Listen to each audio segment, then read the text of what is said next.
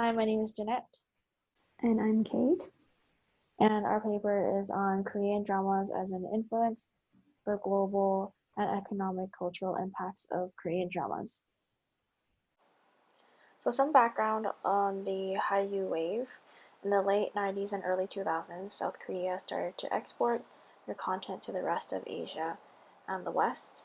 Korean dramas especially were on the forefront of Hallyu.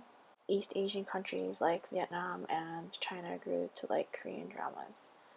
Um, and Korean dramas have received international recognition and have continuously been a top cultural export from South Korea. It has been successful internationally and has positively promoted its country's status and economy.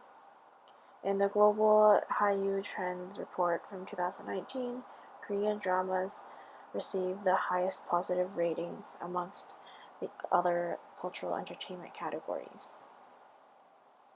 For the theoretical framework, we'll be using the political economy framework. Political economy is the study of production and trade and their relations with law, custom, and government, and with the distribution of national income and wealth. Political economy will be an angle we'll be looking at when we analyze cultural policies and funding data. Soft power is another framework.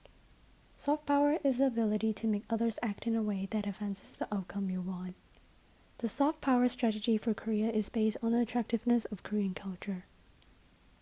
Lastly, Korean Wave is the global popularity of South Korea's cultural economy, exporting pop culture, entertainment, music, TV dramas, and movies. The Korean government has been working on the recreation of its national image for multiple effects of soft power by integrating the Korean Wave. In terms of our methodology, we'll be using the empirical research studies approach, which is based on observed and measured phenomena. We'll first analyze South Korea's government cultural policy and funding reports through a political economy lens. Next, we'll draw figures and data from white papers and reports from KOFIS, which is Korea Foundation for International Cultural Exchange. Lastly, we'll examine 3 popular Korean TV dramas, which is You Who Came From the Stars, Jewel in the Palace, and Winter Sonata.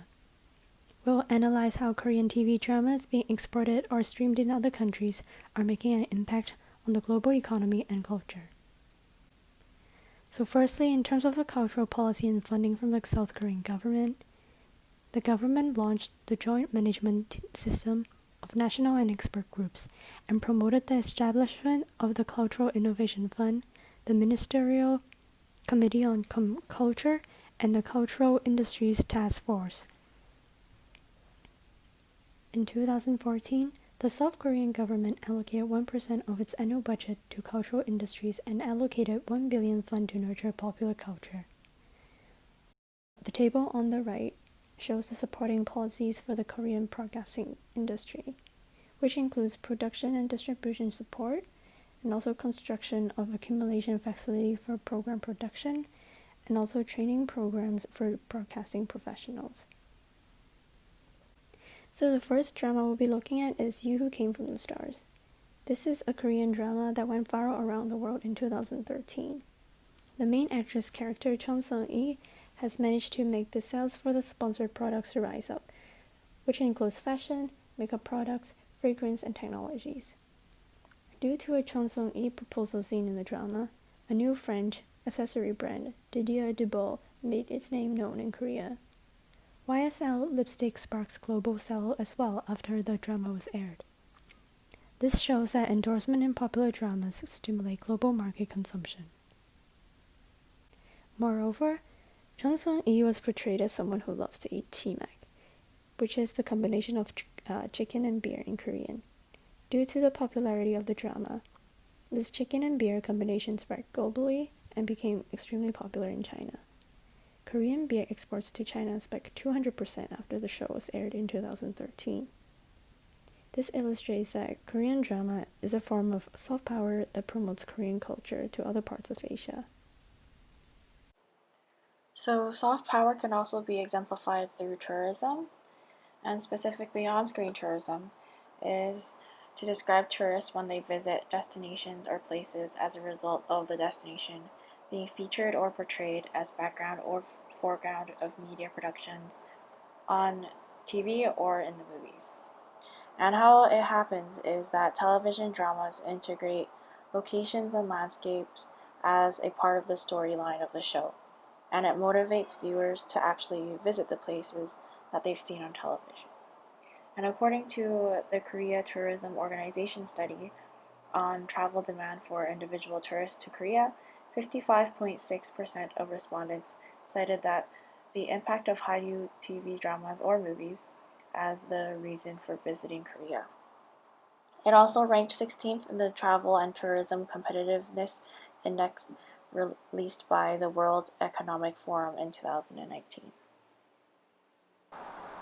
So in 2019, the number of foreign visitors to Korea rose by 14%, and the share of tourists visiting Korea by nation in 2018 is as follows. Number 1 is China, number 2 is Japan, number 3 is Taiwan, number 4 is the United States, and so on and so forth. And in 2017, Chinese tourist figures sharply declined due to the THAAD, and there was a 48.3% decrease compared to the previous year. On the graph on the right, however, you can still see that after that dip in 2017, China is still the number one country with tourists that visit Korea. So the second drama that we will be looking at is Jewel in the Palace. It is a historical Korean drama that aired in 2003, and its average viewership rating was 46.3%, and it makes it the 10th highest rated Korean drama of all time. It was produced for 15 million USD, and it was later exported to 91 countries and has earned over 100 million USD. And through this drama, it piqued international viewers' interest in Korean cuisine, since this drama had a lot of food scenes and cooking scenes. The Korea Tourism Organization promoted Daejangum-oriented tourism, which is the Korean name for Jewel in the Palace, and it led to the opening of the Daejangum theme park, where much of the filming occurred, and that was the main outdoor sets. So the third drama we will be talking about is Winter Sonata, which was filmed on Nami Island in Korea. The drama aired in 2002 and was exported in 2003, and prior to Winter Sonata, there was less than 300,000 visitors per year. But after Winter Sonata was aired overseas, there was an average of 1.6 million visitors per year.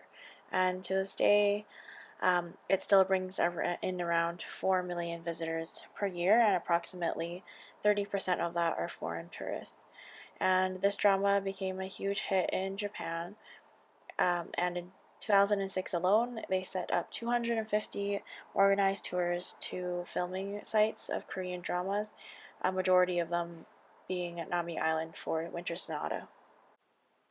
So in conclusion, Korean dramas are a form of soft power and national branding that promotes Korean culture and Korean cuisine overseas.